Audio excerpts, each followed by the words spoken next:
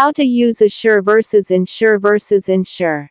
To assure someone is to remove someone's doubts.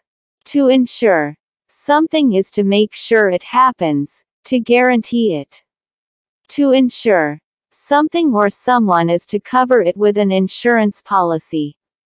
All three verbs have something to do with making sure, and are therefore similar, but each of them has a distinct meaning that makes it better suited for some uses than the other two. What does assure mean? Assure is something you would do to a person or an animal. These beings can have doubts or insecurities you can remove by assuring them.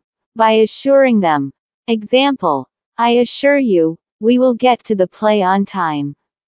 What does insure mean? When you insure something, you're making sure it is going to happen.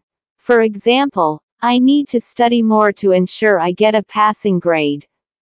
What does insure mean? To insure something or someone is to cover it with an insurance policy, a kind of agreement that states that if something happens to someone or something that's insured, the insurance company will provide compensation. Example: I don't want to insure my car, but the law says I have to.